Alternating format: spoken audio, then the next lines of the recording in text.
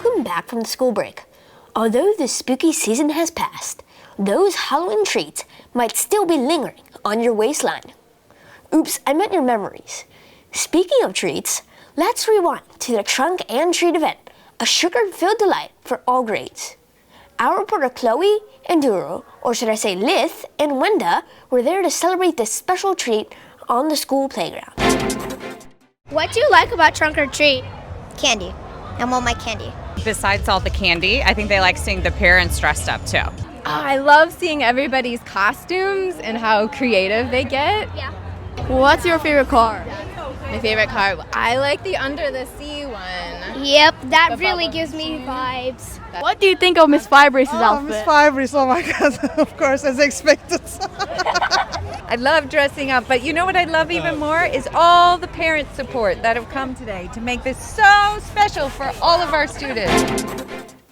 Oh, what a fun event that is. Our very own Gabriel was out there with his costume critiquing skills, sharper than a witch's hat. Our own Anchor is here at Trunk or Treat, and I'm rewriting his costume. So, I assume you are a vampire. Men in Black? Yeah.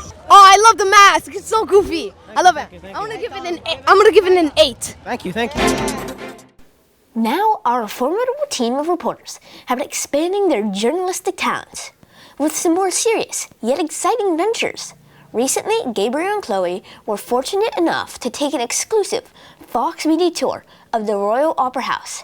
They got to interview the cast and the directors of Alice in Wonderland Ballet. Fancy footwork and all. Greetings from our Fox Media business ride. We on our way to Covent Garden, home to the big and grand ballet shows. Today, we're meeting two incredible people from Alice in Wonderland, the rehearsal director, Christopher Saunders, and the enchanting Megan Grace Hinkes, who brings Alice to life. We're gathering their insights for the PYP Festival of Lights inspired by this very show.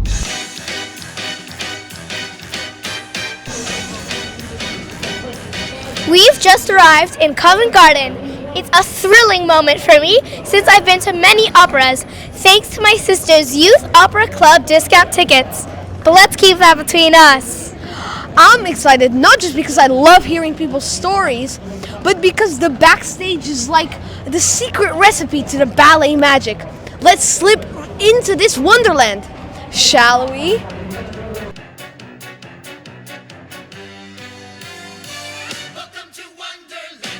We know that you are super busy as the rehearsing director, so we are so grateful for being able to interview you on Fox Media. As a rehearsing director, what are your roles? Well, with regards to Alice in Wonderland, my job is to make sure that the whole production gets on stage for performances. So while I don't teach everyone every step or build the set, my job is to make sure that everyone is doing the right choreography, wearing the right costumes. You just did your debut this week. How did it go? It went really well, thank you. I had the best time. Alice is a ballet where we don't leave the stage for almost 3 hours, so it's very, very exhausting, but really, really fun as we travel through Wonderland. So, what makes the story of Alice in Wonderland so special? It's fun. There's a lot of different characters, and the costumes were made especially for this production. Do you have a favorite performance moment? My favorite performance moment is probably the Mad Hatter's Tea Party. As our final question, do you have any words of advice to our PYP students for the Festival of Lights? Absolutely. Work hard and have a good time. Enjoy every moment of it. Thank you so much for letting us have some time with you.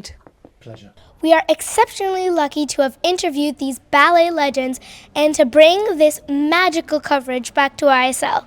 This will mean the world to our PYP students as they prepare for their big performance. I'm Gabriel. And I'm Chloe, reporting for Fox Media, straight from the Royal Opera House. Back to you, Cooper. Let's get you caught up on your latest ISO updates. In more news about the Festival of Lights preparation, Before half-term, Grade 5 dissected the secret of sound waves in a hands-on workshop led by Mr. Dan from the School of Noise. Grade 5s were tasked with incorporating sound into Wonderland performance this year, and our reporter Ryan has more on their sonic adventures. Now we are in the MPH with the Grade 5 sound workshop. Thea, what's this about? This is about how you can feel, see, and touch and hear the sound. We tried lots of experiments and we made our own music doing any sounds that we could make. We also learned about the ear and how to make art by just using sound. Thank you. Meanwhile, in the annex, our EC and KG students are diving into a sensory museum experience, exploring the world through touch, sight, and sound. With the annex filled with spaces designed for every emotion, from joy and excitement with glow-in-the-dark journeys in the kindergarten classrooms to calm and peaceful oases in the library. Our young athletes raced past half-term as they completed the cross-country tournament during the London Youth Games at Osterley Park. Have you spotted that handsome athlete over there? Bienvenido de vuelta to the boys team from Madrid and ben tornato to the girls team from Rome. Both teams made impressive strides at the ISSA tournaments, with some of the boys getting the opportunity to visit the Real Madrid stadium and meet professional footballer Eden Hazard. Meanwhile, the girls squeezed in a visit to the Coliseum and fought hard with only 6 players for most of the tournament, including winning a penalty shootout. Our Fox Media team was on the ground in Rome with guest reporter Cara capturing the excitement and energy right after the action. Let's take a sneak peek at some of those interviews. As the captain, how do you think our team is? I think our team did amazing. We played with everything we had in us. We put all our effort in. We fought for the ball. I think we've done really good passing, really good saves, really good defending. We've improved a lot since the beginning of the tournament. We were playing as a team, a lot more controlled passes instead of just booting it up. And I felt that everyone played really well. The goalkeeper as well, making a lot of saves. And the defense really has improved as well to not leave gaps and cut off the person running. Now, let's hear from Mr. Ben from the St. Stephen's School in Rome, who had much to share about the underlying spirit of the tournament. The ISSA League is really, really special because all of the athletes who have come here are staying with our Rome families, and we're just so excited for them to get to meet each other and live in each other's homes and make friends and make connections that they wouldn't get in any other way. How do you feel about your host family? I think they're really kind. They've taken us out to get pizza and ice cream yesterday, and we might go out shopping tomorrow, which is really fun. And they've been really sweet to us this whole time. We also caught up with South Bank's captain after an impressive unbeaten streak. We're here with the South Bank captain that won the ISSAs. How do you feel? It feels absolutely amazing. Every player in the pitch and every match put up a fight. It feels absolutely great. And how do you think about the whole ISSAs event? I mean, it was amazing. The teamwork in every single team, the atmosphere, the enthusiasm. It's a great tournament. I guess all our pre-season friendlies really prepared them well for the tournament. Impressive matches all across the board. And a special thanks to Cara for sitting in as a guest reporter in Rome.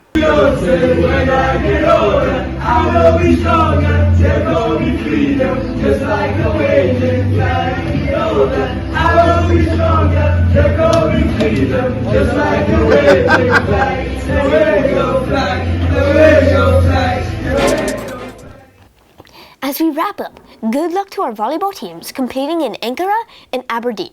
They play their final games tomorrow before returning to England. Also crossing our fingers as grade 12 students begin their mock exams next week. Goodbye!